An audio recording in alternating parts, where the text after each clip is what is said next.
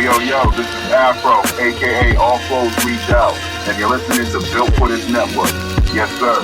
From the building, stay bomb.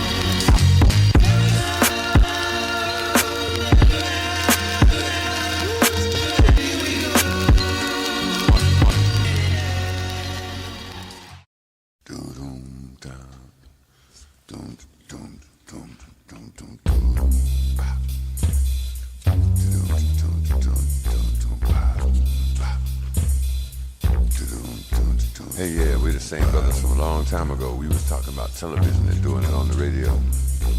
What we did was to help our generation realize they got to get out there and get busy because it wasn't going to be televised.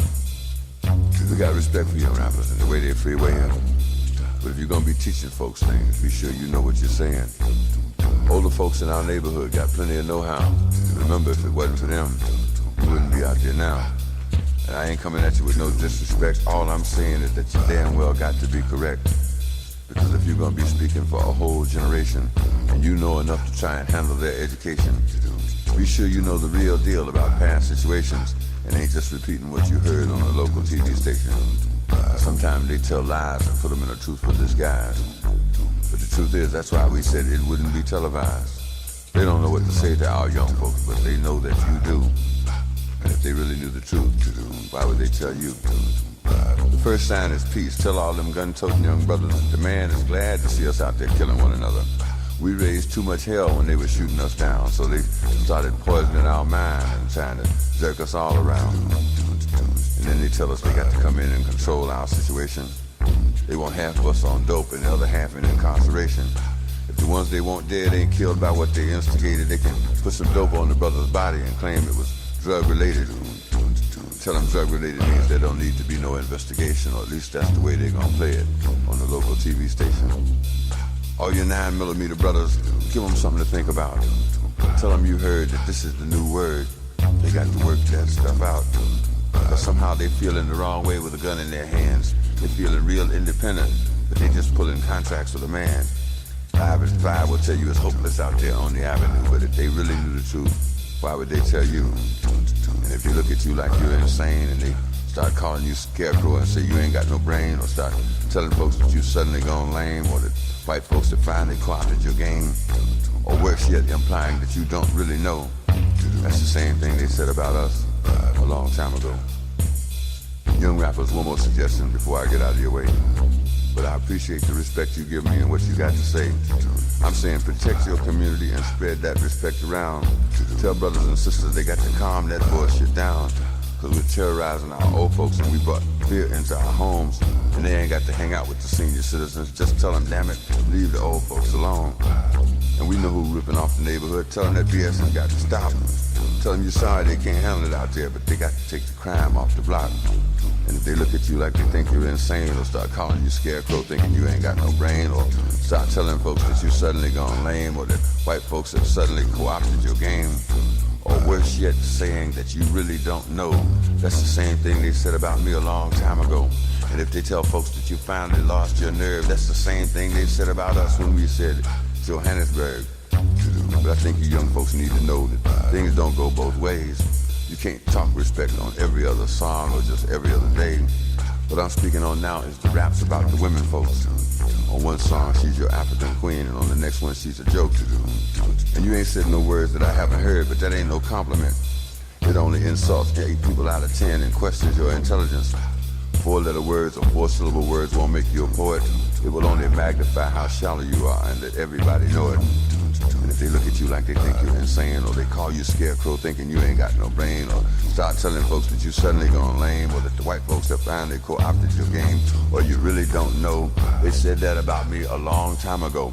If they finally start telling people that you lost your nerve, that's what they said about Johannesburg. You ain't insane.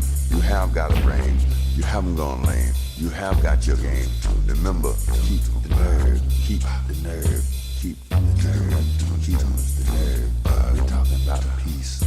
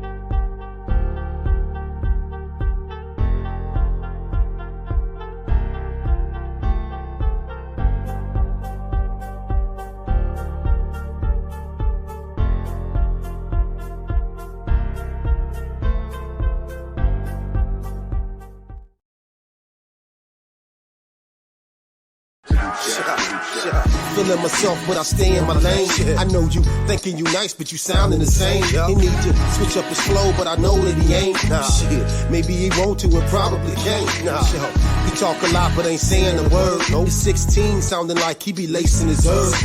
Reggie Rock told me time to just focus and spit.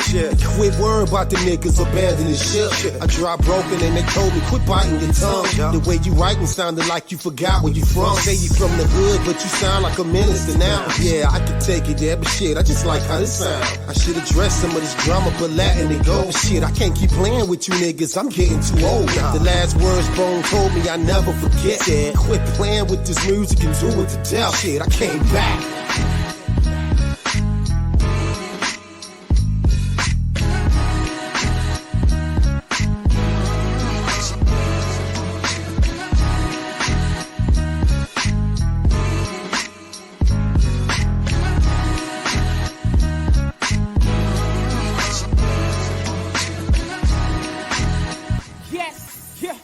You're now watching the End of the Bench podcast, Build and Destroy, hosted by your man, H-Rap B.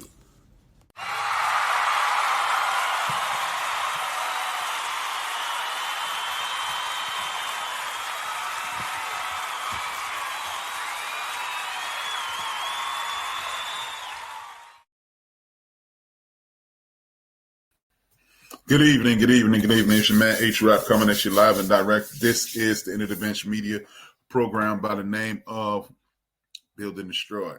Thank you for tuning in. Thank you for tuning in. Again, this Tuesday, you know what time it is. It's time to build and destroy. While I attempt to build up the community, destroy the lies and propaganda around the community. Thank you again for tuning in. If you're tuning in on Facebook, hit that thumbs up or like button, a heart, or even a funny face, or whatever you're going to do it. If you're tuning in on YouTube, do me a favor. It helps me draw people to me because I think I'm giving out information that is paramount. Hit the thumbs up, share, tell a friend to tune in. It's important that we share this information. Thank you again. As usual, every week, I give homage to my parents and my ancestors. I am 50% Williams, 50% Pollard. John and Dolores came together. John and Dolores Williams came together and put forth the effort and made me. So I give them credit and everybody connected to them. Thank you for attempting to make me the best person possible. And I really appreciate you guys tuning in again. Now, I ask 3 questions every week. What do we need? What do we want? And how do we get it? This is what sets action.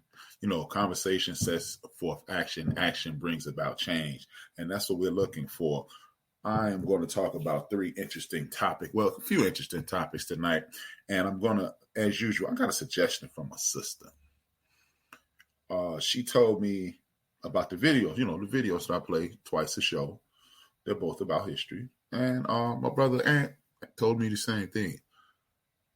I should assist people, let people know that it's still me, keep my face present, and talk about what's going on with the videos, sometimes during and especially before. Especially today, is very important.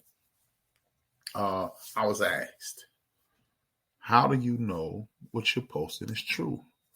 And I was telling the person that I do a Google search. History is my thing. If you watch the show, you already understand. History is my thing, and uplifting the community is the thing.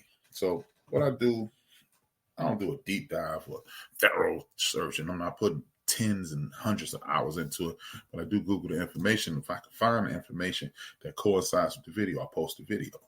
And if I can't, I won't. I just move forward. I use the information, and hopefully at some point I can use it as I see fit.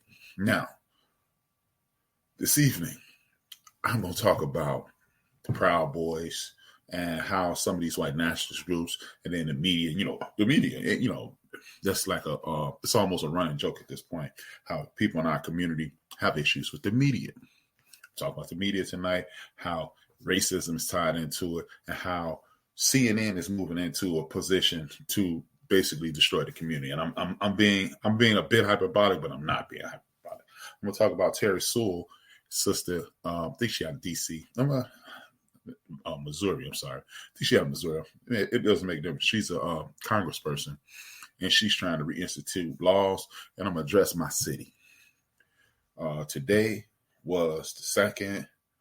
Our mayor was sworn in office today, and I'm going to talk about what we have to do. Like I said, what do we need? What do we want? How do we get it? We're going to talk about what Brother Johnson, Mayor Johnson, what he needs, so we can get what we want, and how do we get that? We talk about all three of those, and those things going to tie into everything that we talk about.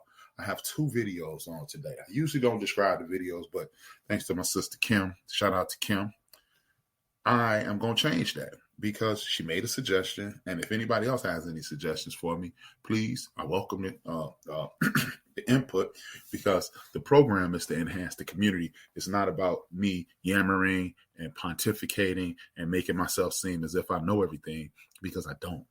But if you can do anything to enhance and bring forth listeners, it is greatly welcome. And again, I forgot to tell you guys this, and I'm going to tell you right now. Right in here, right now. This is important. You also can watch right there, www.theendofthebench.com. It is streaming live. If you are the kind of person who wants to participate in the chat room and things of that nature, or some people just come in and say hello and let me know that they're watching. Thank you. But if you really want to participate, you can do the same thing on my website. Again, it draws traffic. It draws traffic on my website, draws traffic on YouTube. It makes the algorithm get attracted to me. More faces, more support, bigger production, more information, so forth and so on. It's a cyclical situation. First and foremost, let's address this situation with white nationalists. White nationalism isn't anything new. It is being intensified lately. Or, you know what? I'm a firm believer in this concept of the world is getting worse. Man, the world is getting crazy. The world is, man, we've never seen anything like this. I'm a firm believer that isn't true. Don't get me wrong. There's certain habits, there's certain liberties, there's certain manners. There is a lack of manners and things of that nature. We don't have a community. We just have a bunch of people living next to each other. We don't have a neighborhood because we just have people living next to each other. Community and neighborhood are people interacting with each other, loving on each other, sharing the protection that we used to provide for each other and things of that nature. And if that's not the case, I just want to ask a few questions. When was the last time you spoke to a random stranger that's in your community? When was the last time you spoke to a random stranger that looked like you? When was the last time you said good morning and held the door open for somebody behind you at the store? These are things, if we are going to complain about the community isn't the same, these are some of the things that are preventing the community being the community. When last time you gave someone who is without a home, a roof over their head consistently, some change, somebody out there panhandling, when the last time you gave them some change without thinking you're going to use this for drugs, or, you judging them before you gave it to them? See, the thing is, if you're going to complain about things, the easiest way to change these things and turn them around is to stop judging people, stop putting your biases upon them, and either help them or just keep walking. It's simple. It's simple. At some point we took a turn and start acting like the people who we consider to be holding us back. Oh man, he ain't gonna do this, and I ain't getting him nothing. He been out here all day. Well, he may have more than you, but you know what? If you just freely give it to him, and he don't take advantage of the gift, or the charitable action, or he doesn't do what you think he should do with it, then that's just between him and God, isn't it? Or he or she and God, isn't it? It's not up to you to determine what happens when you help someone. It's up to you to try to help them. So maybe, just maybe, if we start looking at these young people and judging them, start looking at these people who are disenfranchised and judging them and saying what they should and could and ought to be doing, and just try to help them, and just say, sometimes just say hello. Hello might help you do something and be better at something. You know what I mean? Hello, or a word of encouragement, or anything positive might just help that person through that day and through the next day, and you never know what happened after that. But back to the point I want to start with. And the point I want to start with is this. The world is, there's a lot of fear mongering going on, if you ask me. CNN has openly said they were going to take the place of Fox News. Fox News has taken a step back. They were sued a few years ago, and they openly said that they were not a news organization, that they are using the word news to just present, so to draw in viewers. CNN got a new CEO, and that CEO said, we want to give a more conservative audience, so that's why people like, what's her name? I can't think of her name. I just saw on Instagram, she was terminated. The brother was terminated. Don Lemon was terminated. And there are other people who lean to the left.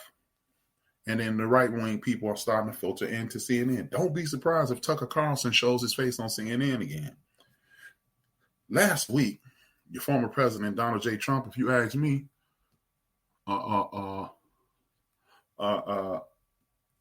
be surprised if you see Tucker Carlson filter in on CNN anytime soon, because he said he wants a new conservative audience. And with that new conservative audience, what you will see is more anti-black, anti-brown, anti-Asian rhetoric. And he says he wants it to be balanced, but it won't be balanced. And it's about capitalism. And when you have people sitting on TV publicly saying, I'm a capitalist. When you used to be capital, you cannot be a capitalist, because a capitalist is a person who takes advantage of situations and things and people. And if you've been taken advantage of, there's no way on God's green earth and under God's blue sky, you should be talking about taking advantage of anything besides taking advantage of an opportunity to uplift your people. Now, I am a human being, so that means I care about everybody. But as you see by the things that are around me, and you understand the name HRAP, you know I am dealing with my community and my community first and foremost. I have no problem helping out anybody else's community, but I am addressing my community. And the reason I'm addressing my community, because in my opinion, we need the most help. And if you take a look around, it isn't a crime to help the people who look like you first. Guess what? I am helping my woman, my children, my nieces and my nephews, my cousins, aunts, and friends before I help anybody. Period. And that's the way we need to be looking at our community. So when the CEO of CNN, which I haven't, look, CNN came out the year I graduated from high school. July of 1988, I was 1 month away from being a college student. And I have yet to watch an entire hour on CNN 35 years later. So the reason I'm telling you that is this. CNN is going to be the next Fox, and they are going to be pumping anti-us information out there. Last week, your former president, Donald J. Trump, held what I perceive as a Klan rally. They called it a town hall. And again, this is why I'm showing you the videos that I'm showing you today, because as I stated at the top of the show, I'm going to coincide my videos with my rhetoric. Now, this is why I'm showing you. He was talking about anti-abortion. He was talking about voters' rights. He was talking about less health care and defunding education. Now, let's start with the educational thing. Brothers and sisters, ladies and gentlemen, haters and bitter friends, education is key. Education is paramount. Education is not what you get between those four walls and those institutions of education called schools, high schools, middle schools, and colleges. That's not education. Education is reading, writing, understanding, and moving forward with the information that is laid out before you. That's education. Now, formal education, which is learning how to read, learning how to multiply, divide, and things of that nature, that goes into school. They are trying to defund the schools. Why? Because let's just go back. What is it? 2023. I'm sorry. It's 2023. Let's just go back 500 years. Do you understand? During times like when what they call the Dark Ages, which, and where we were from, we were chilling, we were kicking it, we were having a great time. You'll see that in the video that I'll show you. But at this point in history, the continent called Europe, which isn't a continent because the last time I checked, when I was in school, they told me a continent was a body of water surrounded by water on all sides. And Europe isn't surrounded by water on all sides, but I'm not here to split hairs about a continent or non-continent, but we're going to call it the continent of Europe. the continent of Europe, at that point, most 2% of the people could read, 2%. And that's how you rule people, because you put people in a situation to whereas if they cannot digest the information, they cannot look and read. You can tell and inflict upon them what you want. So if they defund the schools with us already reading at a 50, being 50% literate, but literate is a relative thing, but the literacy rate in the Black community is at 50%, which means they can tell us whatever they want to tell. That's why you can put on Instagram and Facebook and any other means of social media, you can just put clickbait and somebody reads and they don't have to read the entire article. That's why the Wall Street Journal is at a 8th grade reading level, and the New York Post is printed at a 5th grade level. Two of the biggest papers in the country. That's why I picked those two. Understand what's going on. If they defund the schools, you make people ignorant. If you make people ignorant, they won't be able to study. If they won't be able to study, they won't be able to vote. I'm going to get into that in a second.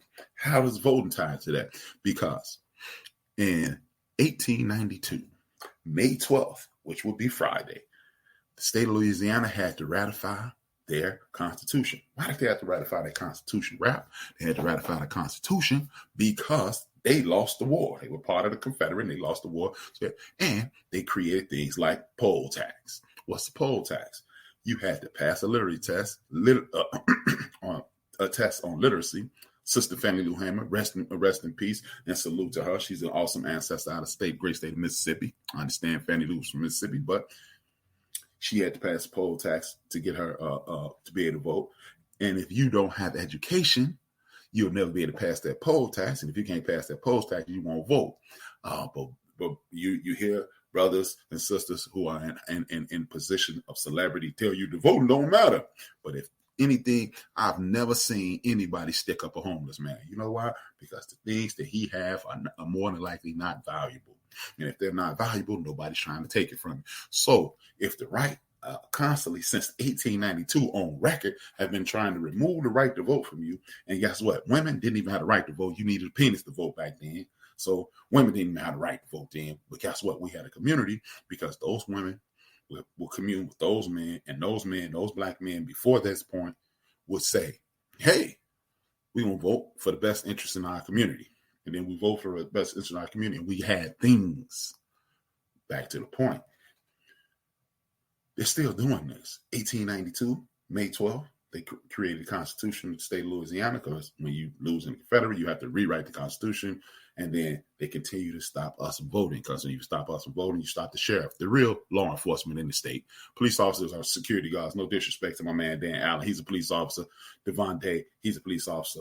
My man Dan, Devontae, a few other guys that are police officers. No disrespect, but y'all security guards, because you cannot go to law school for 2 years, graduate from college 4 years, go to law school for 2 years to learn law, and then you're going to learn all the laws to be a police officer in 6 weeks. Nah, back to the point. But if they're trying to take these things from us, clearly they're valuable. And they're setting these things forth. They're making vote. They're trying to reinstitute poll tax. And that's why I told you we're going to talk about Terry Sewell in a second. Now, they're trying to take away, they're trying to add the poll tax back to the voting roll. So if you're getting poll tax, you can't vote. They're trying to make it so a student, if your student, your child, your mother, father, your daughter or son is at the university, at Dillard University, and Mississippi State University, and Morris Brown, at Spelman, Morehouse, Howard, or whatever, they trying to make it so if they use their college ID, which is accepted as identification worldwide, but you can't use it to vote. They're trying to make it so young. They're already making it so older people can't vote. Oh, if you don't have the proper ID and you're one of our elders, you can't vote. Who believes that our seniors are going to be trying to run to the DMV to get license and ID just so they can vote? A lot of them are immobile. A lot of them don't have the finances to do it. It's a way to cut them off, and that's the most consistent voting party. Then you have the younger people who are coming up and they're standing up as people in Tennessee, one of the most racist states. Hello, y'all remember the movie Forrest Gump? Forrest Gump in the movie's granddaddy is the dude who started the Klan, but that's neither here nor there. Back to the point. Now the young people are starting to galvanize. The young people are seeing past color, gender, sexual preference, and things of that nature. Look, if you don't like gay people, don't be gay. If you don't like cigarette smokers, don't smoke. If you don't like crack smokers, don't smoke crack. Let's get past judging people. Like, tell you what, let's get these bigots, these racists, and these discriminatory practices out the way, and then we can argue about who's right, who's wrong, and then we can move forward, period. Now, as I was stating, these things are holding us back. And if you don't let them hold, if you let people, Donald Trump hold a Klan rally on television, after you've already gave him $50 million in free advertising the last time he ran for president, now you're giving him even more leeway as he ran for president this time, and he's already been impeached twice. He's been found liable for sexual assault, and it's a myriad of other crimes that he's yet to be charged for, that he potentially gonna be charged for. But this is the guy, as the man said in the movie Gladiator, this is your king. Back to the point. They let him hold a Klan rally. The next thing he was talking about was a nationwide ban on abortion. First of all, man, if you don't agree with abortion, don't get one. Brother Trump, you have had abortions. You are exactly what people say. We don't want you to be like that. You got baby mamas. You got multiple marriages. You got several bankruptcies. You've been found liable for discrimination. And people are saying, you got people that look like me, because the people that look like him, I'm not really talking to them. You got people that look like me talking about, he ain't that bad, man. You never know. That's the media saying he racist. He ain't really racist. That means, again, this is where the education system is failing you, because you're looking at CNN, you're looking at MSNBC, ABC, NBC, CBS, and Fox, instead of opening your eyes and reading. In 1972, he was found guilty of discriminating against people that look like me and you, because he said he didn't want us renting apartments from him. He didn't even want our money. And then in the 90s, he was found guilty of discriminating against black accountants, because he said he wanted somebody with a yarmulke to count his money. These things are history. He spent $80,000 in the New York Post to do a full-page ad to call for the death of 5 young brown men, 1 Latino brother, and 4 black men in New York City. He's yet to apologize. And we've seen the Ava DuVernay movie. We've seen the documentaries where these young men are out free and exonerated. They used to be called the Central Park Five. They had exonerated 5. This dude was dead wrong, and he has yet to apologize. But you got people saying he never know, he might be okay, and you might be a coconut. But that's neither here nor there. You're fighting against abortion. Look, if you don't agree with abortion, I know one thing you would agree with. If you got young ladies. A young lady in the state of Ohio was molested by a family member and was impregnated. And that young lady had to leave the state of Ohio to get an abortion. Who wants to carry a child of a person who has sexually assaulted me? Now, for the rest of the time I live, I have to look at the greatest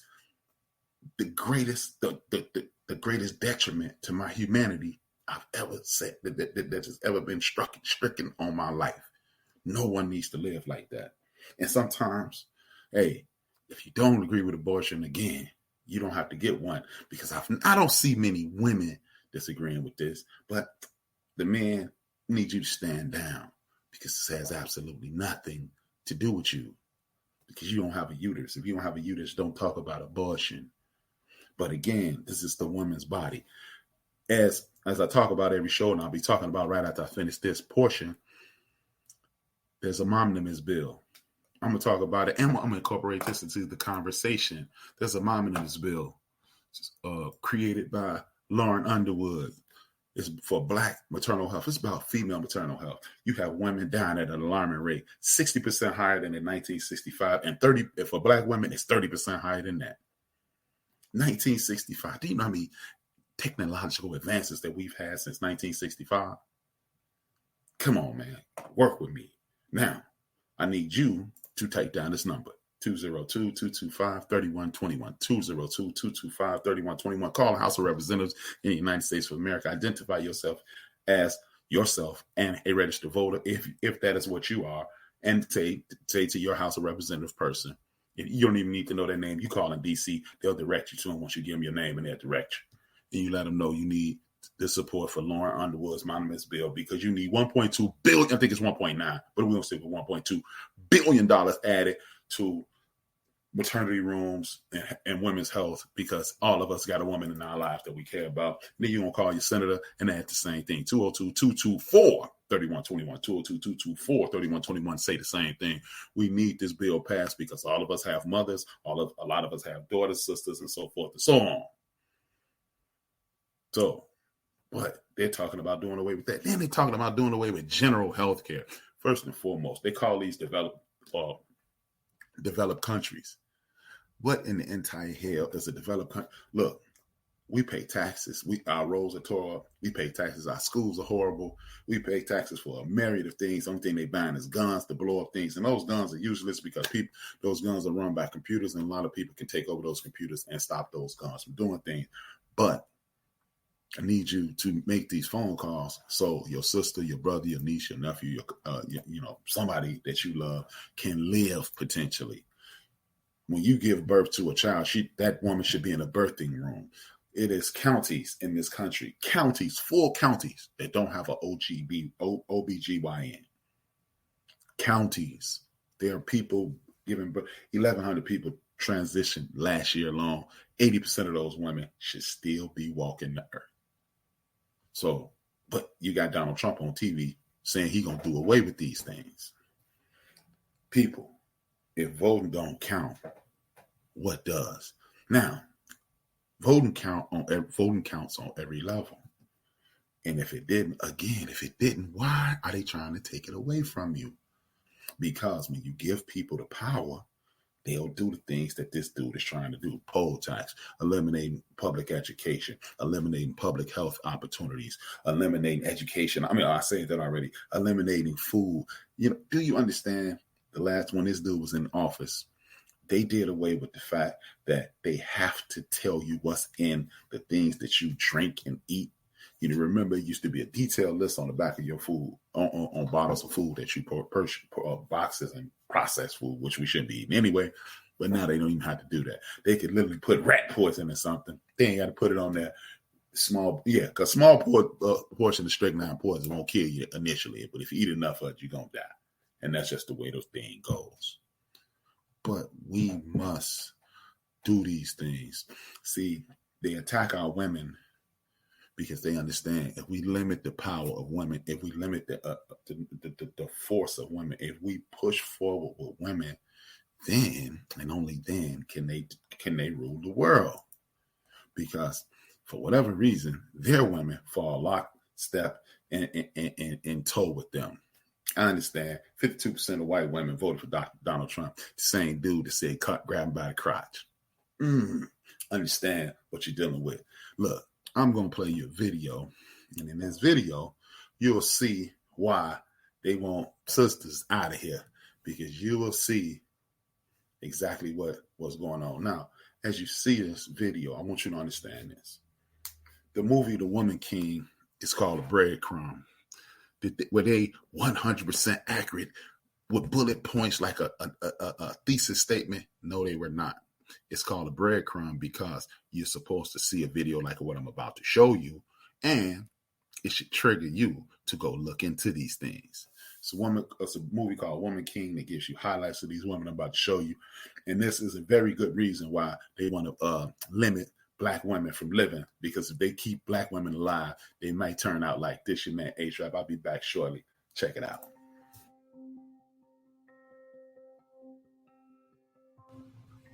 The Dahomey Warriors were an all-female military regiment of the Kingdom of Dahomey, now present-day Benin.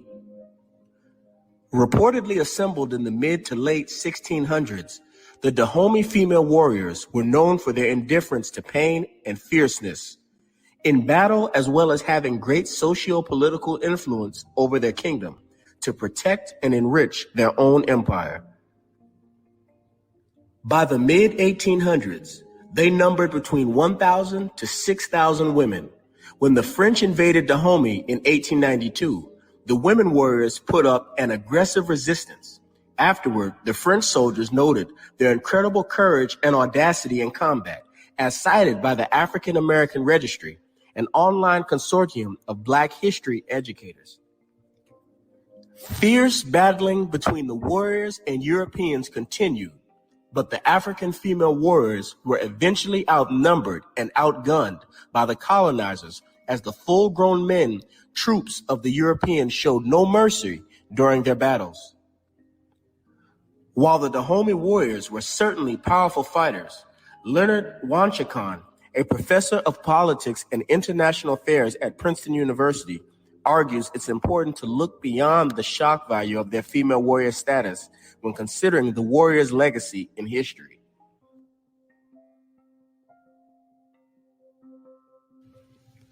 The most important feature of the warriors was not that they could kill like men, says Wanchicon, a Benin native. They were also regular people with regular lives, as well as respectful cultural and political leaders in their communities.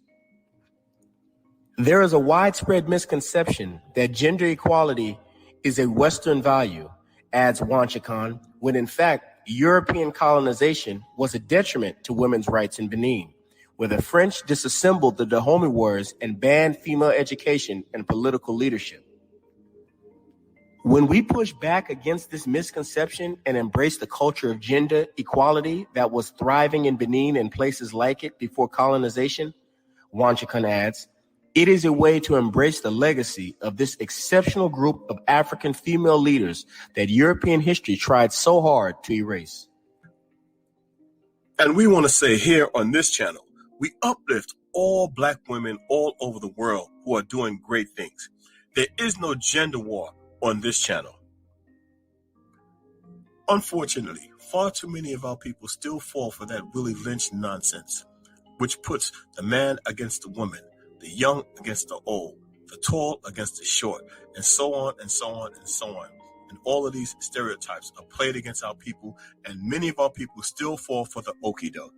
Well, not on this channel. We don't fall for that nonsense. We love all of our people. We love women, and we make no bones about it. We love our men. We love our children, and we have love for all nations. But we as Black people make no bones about the fact that we love our people, and we're not falling for that nonsense, the gender wars. We are not involved in that. So it is easy for us to uplift these great women of Dahomey. The Dahomey Amazon warriors are one of the few accounts of an all-female military regiment. They were named Amazons by Western Europeans who encountered them due to the story of the female warriors of Amazons in Greek mythology. But make no mistake about it, these African warriors were no myth. They were the real deal. Real women warriors. And we do acknowledge that the Europeans who encountered these great women warriors always had a habit of renaming people, although that is not what they necessarily called themselves. Another very interesting fact about the Dahomey warrior women is where it was located. And if any of you have seen the movie The Woman King, it was located in the city of Ouidah, which is in southern Benin in West Africa. I should say what is now Benin in West Africa, and it is known for its role in the 17th to the 19th century transatlantic slave trade. The trade route is a track down which slaves were taken to the ships, is lined with monuments and leads to the door of no return. Now this is fascinating because the kingdom of Ouidah was also known as the kingdom of Judah or the kingdom of Judah, which is where the Hebrews, the biblical Hebrews, resided in the kingdom of Judah in West Africa. It's good to know geography, and it's good to know the location of these different places. Another name for that region was Negro Land. Yes, it's good to know geography. Now, the significance of this fact is the city of Ouidah, which is mentioned in the movie, was also the kingdom of Ouidah, the kingdom of Judah, which is where the biblical Hebrews were shipped from. So one can deduce that the Dahomey women and the kingdom of the Dahomey were the Hebrews. Yes, the kingdom of the Dahomey, the kingdom of Judah were scattered throughout the world from this slave port. So you must know this. When they mention Ouida in the movie, they're talking about the kingdom of Judah. Which brings us to another point. Their African adversaries were Hamites, so the myth that Africans sold Africans into slavery is not entirely true. Africans sold Shemites into slavery. In other words, Hamites sold Shemites. E1B1B sold E1B1A into slavery. So it was the Shemites versus the Hamites.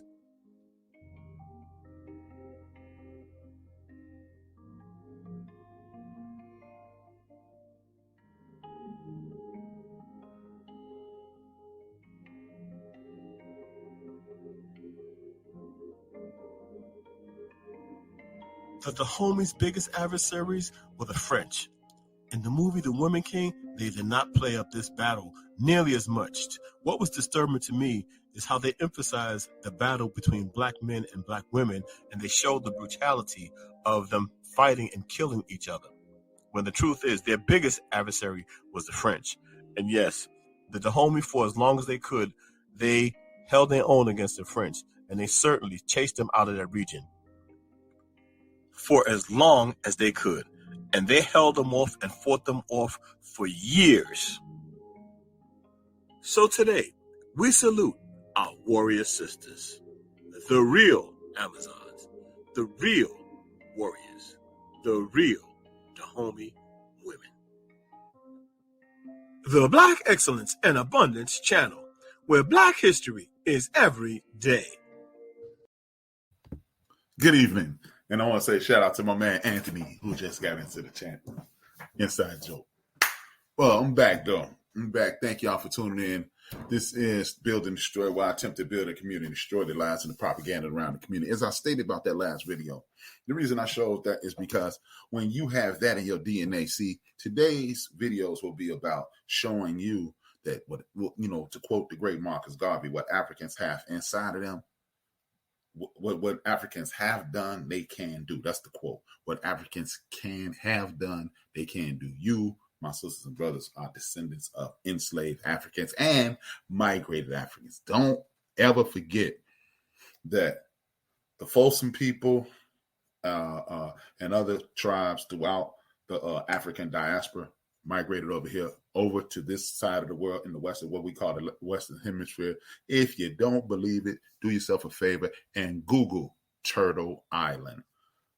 They migrated over here over 100,000 years ago. You got documentation of people in Southern Illinois. That's where I am. We talk around the Carbondale, Cairo area and underground caves, 400 years before Christopher Columbus was born, and the people who are known as the Seminole Indians are African descendants of African people, and that's why those people are dark Indians, people who are identified as disrespectfully identified as Indians. Do yourself a favor, look into it. You'd be surprised.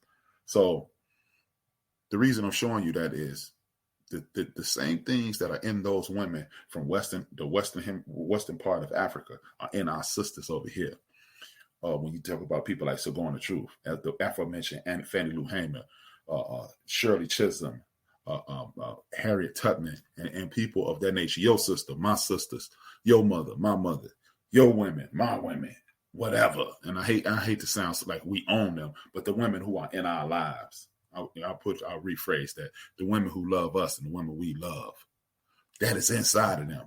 And to quash or to quail or to do away with them, that's why our sisters don't have the healthcare things that they need, the things in healthcare that they need, because they need to get rid of these people. They need to sterilize these people, because if they make a child and you are and you're the man that you're supposed to be, and I'll show you in Paul Robeson shortly, if those two people come together and procreate, they will create a super race of beings that can be defeated by no one. And we've seen that up until and including this very moment.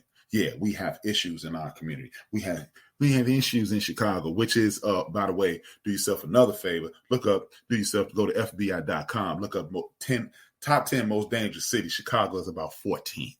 The most dangerous city in regards to gun violence in the United States of America is, drum roll, Anchorage, Alaska. Ain't a whole lot of black people up there, but you hear about Chicago every day. You hear about Baltimore every day, D.C., Detroit, Cleveland, St. Louis, L.A., so forth and so on.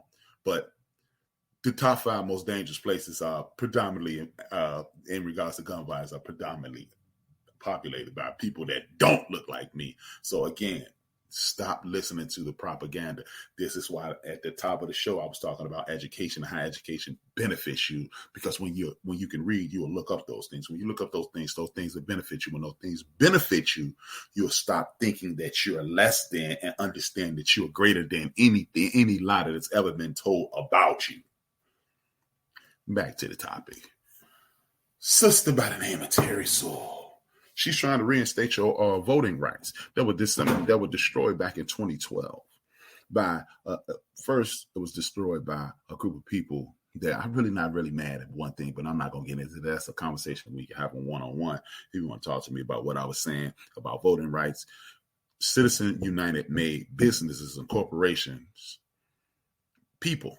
So on the surface, they said so they can pour money into elections and get anybody who they want elected. Yeah, on the surface, that's true.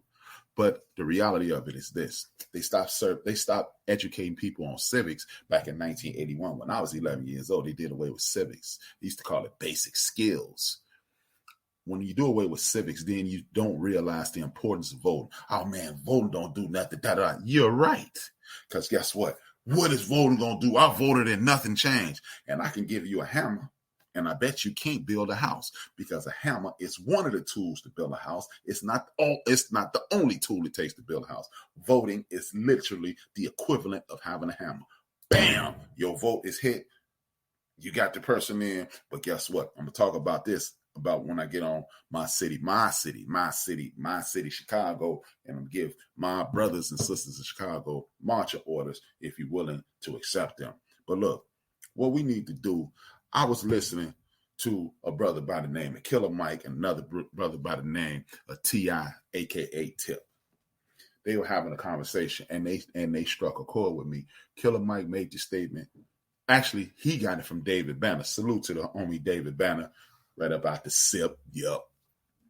Told y'all, Chicago, North Mississippi. Don't believe me. Understand. He got it from David Banner. David Banner said, instead of looking for equality, equity, and inclusion all over the country, black folks need to focus on Chicago, Detroit, St. Louis, Milwaukee, Minnesota, D.C., New York, Philadelphia, Boston, so forth and so on. Well, we are heavily populated. We need to work on diversity, equity, inclusion there, because we have the numbers. And when we have the numbers, we can dominate it that way. I'm going to take it even further. If we do it that way, what we will do, in essence, is dominate the areas that we're in. Understand, trust, and believe. Look, I'm going to keep this on a very rudimentary level. Look at how much money that movie Black Panther made. Look at how many times your friends, your family members have watched it on Disney Plus, went and purchased it, and went to the movies to see it. I think at one point it was the highest grossing film in the history of the world. We were behind that.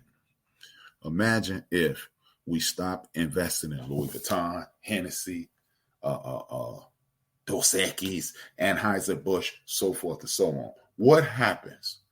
You know what happens? Look, the tables have turned. See, we do this thing called boycotting and boycotting. See, that's a temporary mind state. But what if, like my daughter, she's a seamstress as well. She's college educated, she has a degree in marketing, but she's also a seamstress. What if everybody in my family never went to another department store and they went to her and had them design, go buy some patterns and have them make her 5 dress shirts, 5 pair of slacks, 5 skirts, bam, 5 pair of pants, 5 shirts, 5 sport coats. All of a sudden, she is going to have to hire somebody. And then she's going to have to hire somebody else. And now she's like my man Dapper Dan in New York City. And then we only shop with Kevin Hart and drink his liquor. And we continue to do these things and centralize our money. You got it's a ignorant person from our community saying that's reverse racism.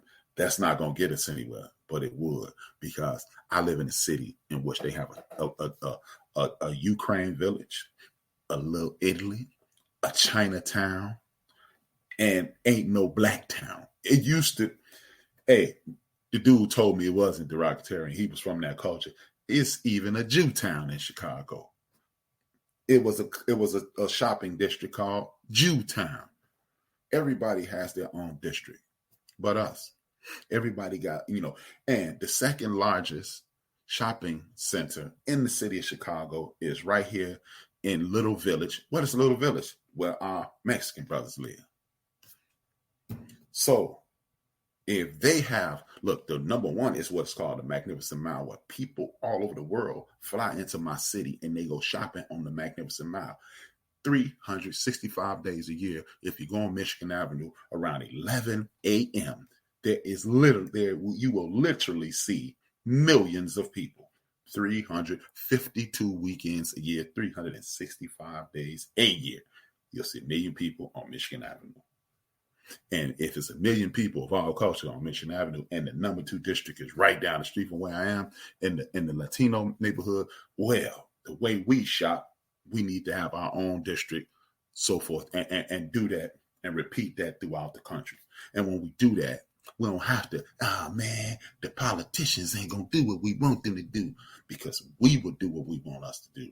We will be able to do it. Look, and then we want to stop with these foolish tropes. We don't support each other. I don't know any sister who done been to one of these frou-frou joints on a regular basis to get their hair done. They usually get their hair done by another black woman. I ain't letting the white dude cut my hair.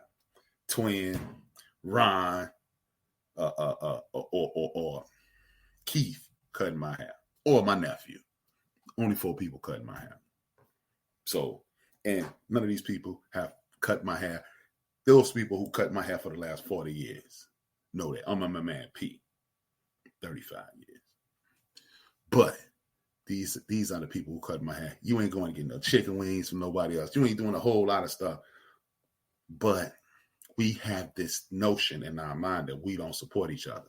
We do support each other. What we don't have is the ability, what we don't have is the stick-to-itiveness to continue our businesses, even when it looks as if people are not supporting each other. Look, oh man, they ain't buying, he only bought one of my hats. Fool, he only got one head. He only got one, he ain't buying but one jacket. He ain't got but one back. How many jackets that look like that does he need?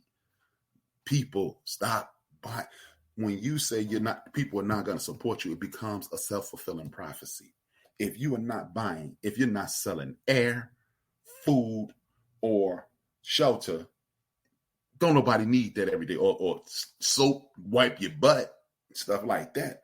If you invent some soap, I bet you people, we over-index on perfume, cleaning materials for our crib, and cleaning materials on our behinds. So tell you what, invent some soap and watch how many black people come get it.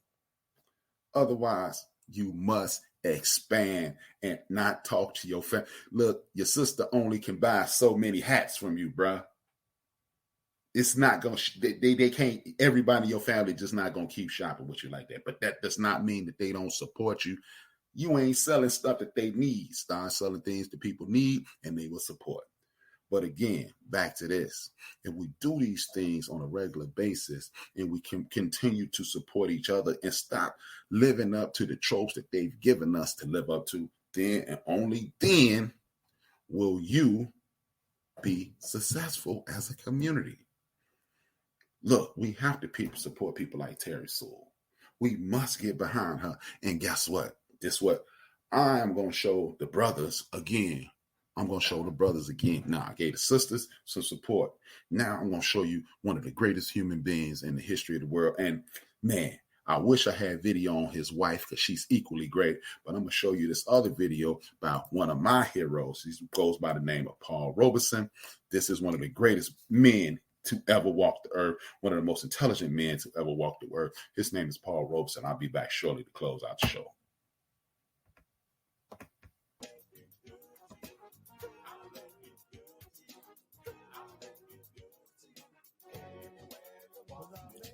The Black Excellence and Abundance Channel.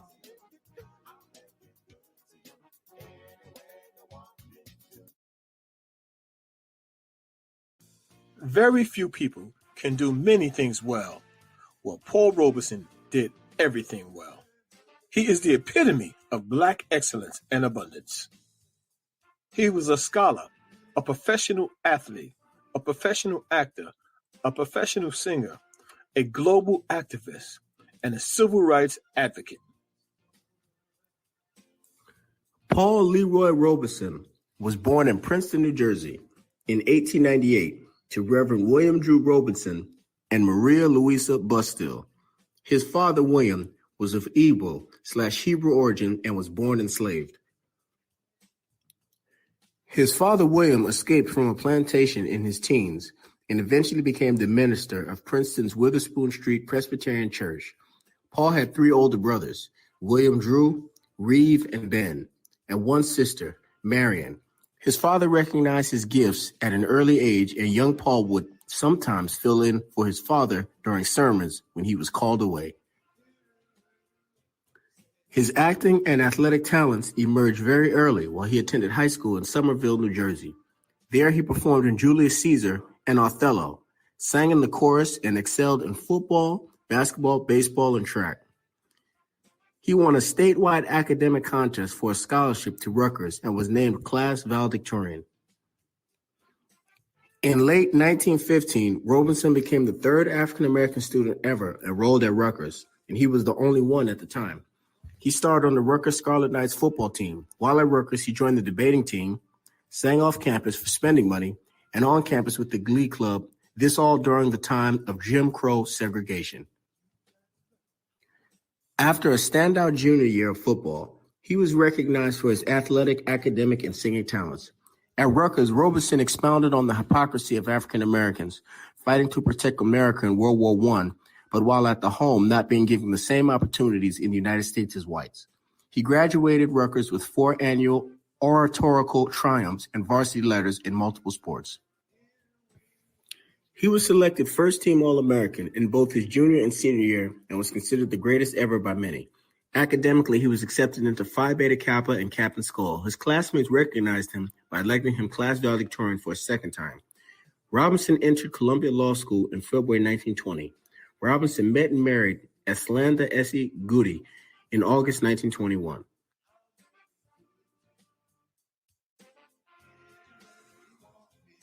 He was recruited to play professional football in the league, which later became the NFL for the Akron Pros, while still in law school. Robinson postponed school to act in a play called Taboo. He also sang in a chorus in an off-Broadway production of Shuffle Along before he joined Taboo in Britain. After the play ended, he befriended Lawrence Brown, a classically trained musician, before returning to Columbia while playing for the Milwaukee Badgers football team. He ended his football career after 1922, and months later he graduated from law school. Robeson worked briefly as a lawyer, but he renounced a career in law due to widespread racism. His wife Essie financially supported them, and they frequented the social functions at the future Schomburg Center. In December 1924, he landed the lead role in another play called All God's Children Got Wings. He later starred in The Emperor Jones and his first movie role in a silent race film called Body and Soul. Lawrence Brown and Robeson would collaborate on a concert. The pair's rendition of African-American folk songs and spirituals was captivating, and Victor Records signed Robinson to a contract. He was also a recording artist.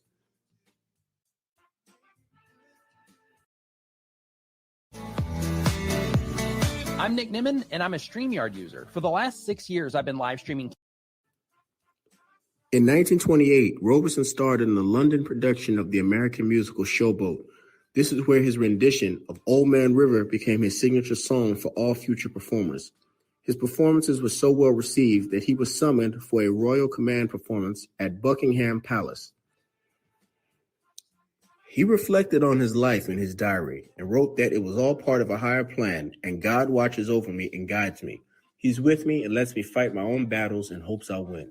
However, an incident at the Savoy Grill in which he was refused seating sparked him to issue a press release describing the insult, which subsequently became a matter of public debate.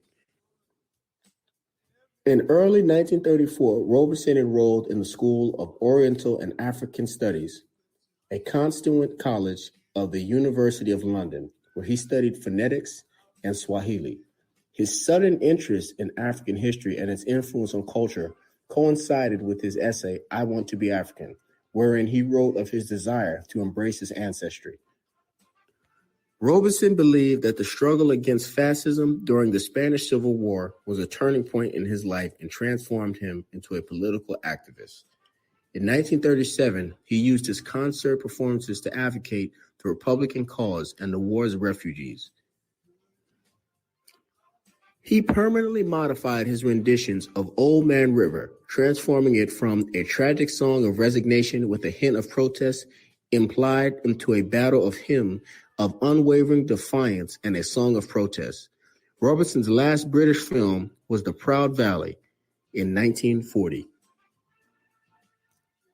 After the outbreak of World War II, Robeson and his family returned to the United States in 1940 to Enfield, Connecticut, and he became America's #1 entertainer. Nevertheless, during a tour in 1940, the Beverly Wilshire Hotel was the only major Los Angeles hotel willing to accommodate him due to his race, at an exorbitant rate and registered under an assumed name, and he therefore dedicated 2 hours every afternoon to sitting in the lobby, where he was widely recognized, to ensure that the next time blacks come through, they'll have a place to stay. Los Angeles hotels lifted their restrictions on black guests soon afterwards. Furthermore, the documentary Native Land, which Robeson narrated, was labeled as communist propaganda.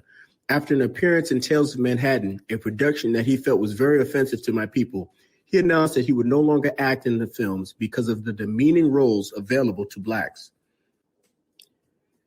After the mass lynchings of 4 African Americans on July 25, 1946, Robeson met with President Truman and admonished Truman by stating that if he did not enact legislation to end lynching, the Negroes would defend themselves. Truman immediately terminated the meeting and declared that the time was not right to propose anti-lynching legislation. Subsequently, Robeson publicly called upon all Americans to demand that Congress pass civil rights legislation. Taking a stance against lynching, Robeson founded the American Crusade Against Lynching organization in 1946. This organization was thought to be a threat to the NAACP anti-violence movement. Robeson received support from W.E.B. Du Bois regarding this matter and officially launched this organization on the anniversary of the signing of the Emancipation Proclamation, September 23rd. Throughout the rest of his life, Paul Robeson fought injustice everywhere he went. In places like Australia, the United Kingdom, China, Russia, and yes, here in the United States. Here's a man who had many talents, and he excelled at everything he did. And he knew that injustice anywhere is a threat to justice everywhere. He was blacklisted in the United States, and his passport was taken away and stopped him from earning a living abroad. Eventually, he did get his passport back. Here's a brief list of some of this amazing man's accomplishments. He was a 2-time valedictorian, a 2-time All-American football player, a professional football player, a professional actor, a lawyer, a professional singer with a great baritone voice. He was an activist. He was a freedom fighter, a stage star, a human rights activist, a civil rights advocate. He starred in movies. He was a stage star on and off Broadway, a recording artist. This amazing man packed several lifetimes in his 77 years. He lived his life. He left nothing on the table. Paul Robeson is all but forgotten in today's society, but this amazing man, he is not forgotten on this channel. And as he said, it is all part of a higher power, and God watches over him. and guides him. It's him that lets him fight his own battles in hopes he wins. The same God that helped Paul Robeson achieve such greatness in every field is the same God who is with us today. This great man of God lived his life to the fullest, and he left nothing on the table. The fact of the matter is, we all can do the same thing. If he could do it then, we can do it now.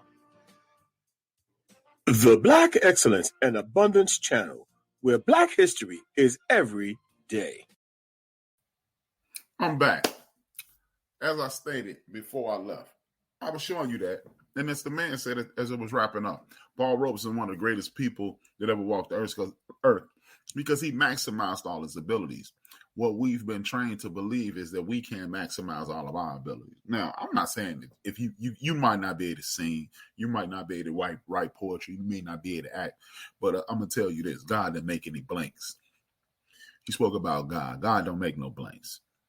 Everybody in this world can do something very well, and everybody who applies themselves to the secondary thing, they can do that well.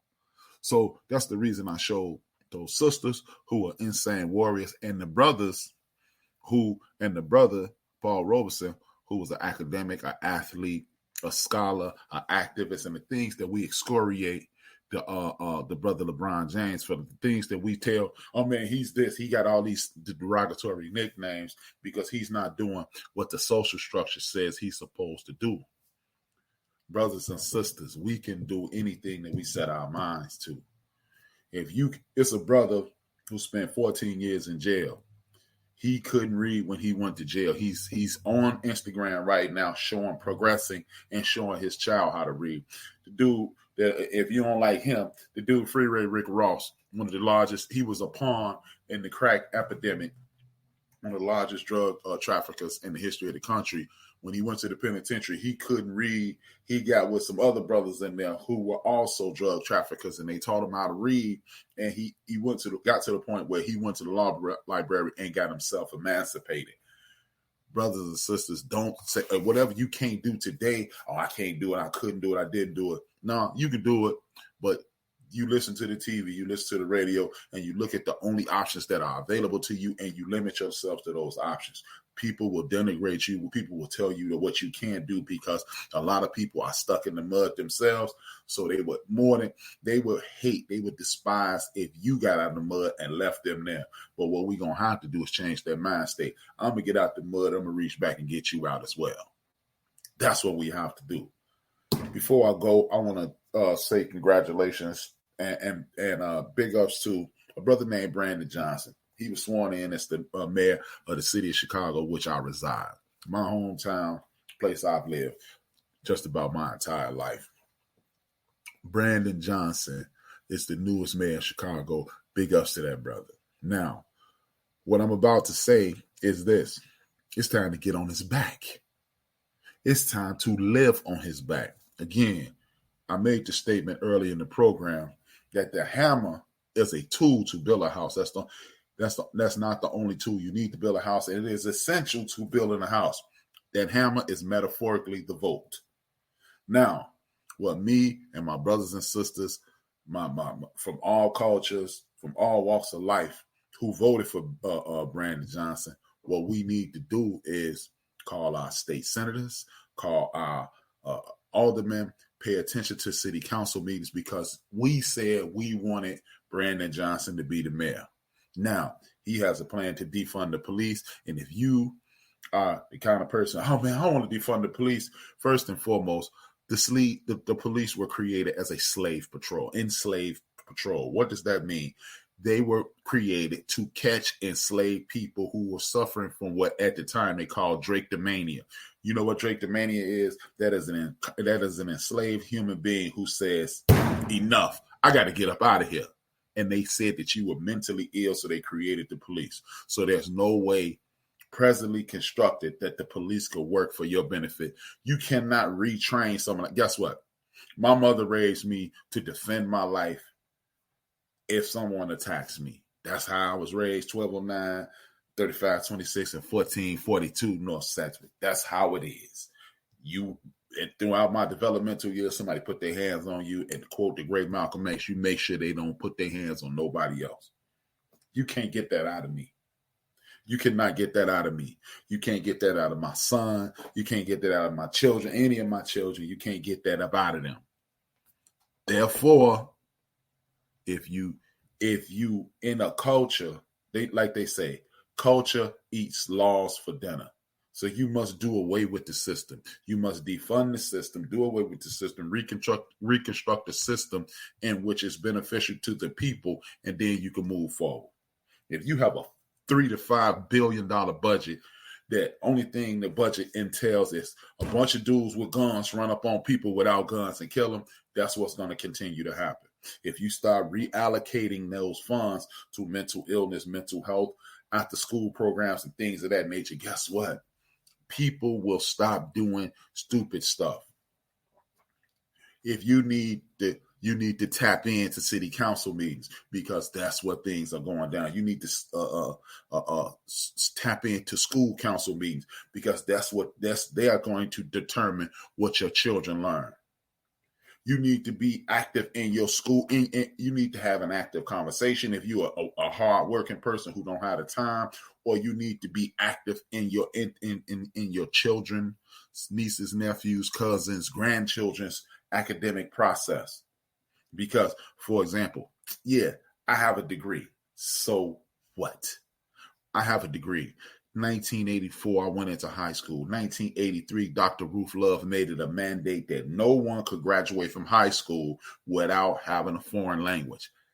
Guess who graduated from high school without having a foreign language? Never took a foreign language. That's a travesty. That could have mentally and psychologically opened the door for me somewhere else. As you saw, the brother Paul Robeson learned several languages. He learned how to sing. He became an actor. He became a football player and an attorney. I'm not asking you to do all that. What we have to do is get behind Brother Johnson and make sure he lives up to his promises. I need you, instead of, look, no disrespect, and I wish this brother the best and a speedy full recovery, but enough about talking about Jamie Foxx. Enough about talking about Ja Morant. Start talking about the potholes in your street. Start talking about the lack of after-school programs. Talk about the lack of summer jobs. Talk about the lack of opportunities in your community and how these politicians do what they're supposed to do. Your aldermen, your state reps, your state senators, your U.S. senators, your governors, your city manager, your mayor. If you don't know what a city manager is, look it up. Shout out to my man. I know. Inside joke again. City manager and your mayor. These are the people that we need to stand on their heads. The only way Brandon Johnson can do his job is if you call your alderman, state rep, state senator, U.S. senator, and make sure he has the funds that are allocated through the United States federal government. Every time you make a purchase, every time anything happens, taxes are taken from it. Make sure some of that money is reallocated into your community and make sure you get what you want. You need to have a school system that is fully funded with books that are up to date and books that are all inclusive with Latino people, with Asian people, with white people, and most importantly, with Black people. So, because the stories I read, I totally checked out a 4th grade social study with Miss Bullock, because I opened up that blue book with that said Chicago. I thumbed through it, did not see any Black people. I got what they was giving out N's and S's back then. S was satisfactory, N was non-satisfactory. And I got beat down for four marker periods because I got a complete F in social studies the whole 4th grade, because I was like, that has nothing to do with me. And I'm not kidding. I got beat. All great grades and won. Now, I think the last time I got an S. My mother didn't take S. S was equivalent to a D. She didn't accept. If you didn't get a B, you got a B team. So, folks, Brandon Johnson is the guy who you said you wanted. Make sure the city council supports him.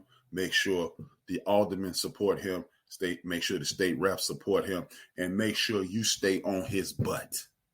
Next week, I'm got a city hall phone number, city council phone number, and all that. So if you're in Chicago, you're going to have the information to stay on top of these dudes. You can Google aldermen and wards in the city of Chicago and get their phone numbers and make sure they support Brandon Johnson. If you voted for him, make sure he has the tools to be successful. Point blank, period, end of sentence. You already had a police superintendent who quit, who said it's too much. Provide opportunities. The most honorable Elijah Muhammad said it. Malcolm X said it in the movie. Malcolm X said it in the book. If you offer people a glass of water that's dirty and all they have is dirty water, they drinking dirty water. If you offer people a clean glass of water, they will drink the clean glass of water and live as long as humanly possible. The only way we can get this water clean is to get involved and get into it. That's it. That's all. And that's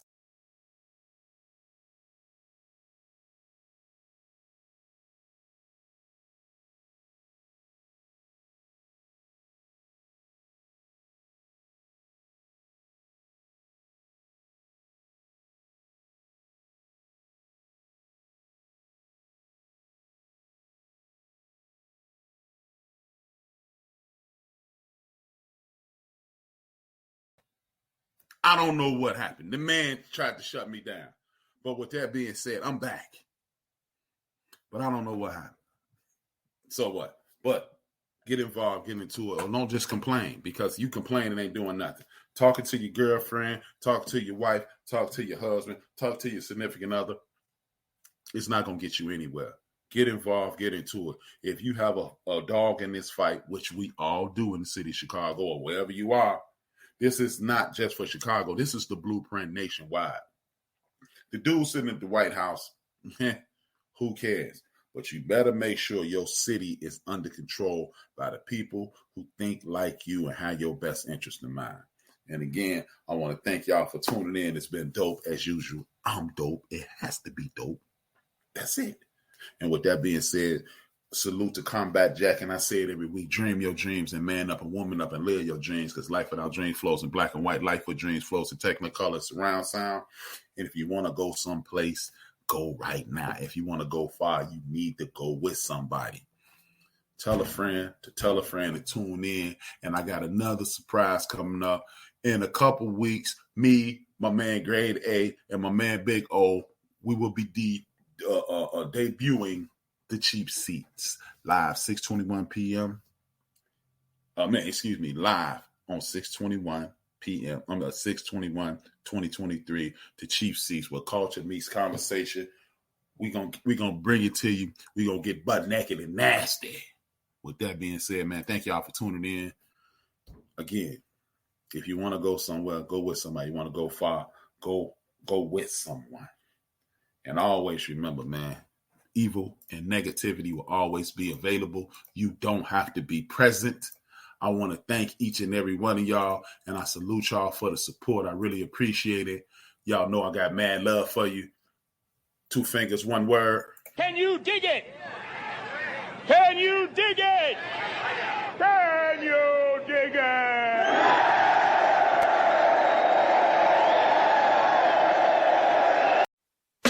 We lust for that cheese, we lose sleep, dreams of that cream. We killing our teens, they down for this American dream. Them government schemes, they turning us to hustlers and fiends. We hustling trees, them politicians smuggling green. Chasing that cheese, got everybody stressed in the streets. Pardon me for speaking freely, let it breathe. Evangelists preach the congregations out of their seats. They writing them checks for tithes, now it's people can't eat. She stripping for change for school, now she giving them brains. She used to that loot, she earning, now she giving them strain. He new to this game, but hungry, so he cooking his cane. He getting that paper, but then they gave him 2 to the brain. It's rules to this game, but hustlers never hustle for fame. The spirit of greed is grimy, so we struggle to change. They put us in chains to take away our African names. But if we submissive and don't resist, then who do we blame? It's all a game, man. These Europeans thinking they claim, and you a victim of their game plan. You thinking they ain't, you thinking they saints. Remember all them niggas they hang? Killed our women and our children, all our leaders is slain. They gave us Obama, but that nigga was hoping for change. But Zimmerman is killing niggas and he free. Shit is crazy, babies having these babies and getting checked. But keep the child from they pop to rip his heart out his chest. Our rappers was leaders and now they in the booth in the dress. Spitting bullshit and making more but giving us less. They taking our sound and changing ours, dumbing it down. They taking our jobs and homes and they shutting us out. They taking our kids because it ain't a man in the house. They locking us down, but soon they gon' be wiping us out. They told our women they was too independent to need a man. They told our brother he was too insignificant to advance. It's all a game, man. This European staking they claim. And you a victim of their game plan. You thinking they ain't. You thinking they saints. Remember all them niggas they hang? Killed our women and our children. All our leaders is slain. It's all a game.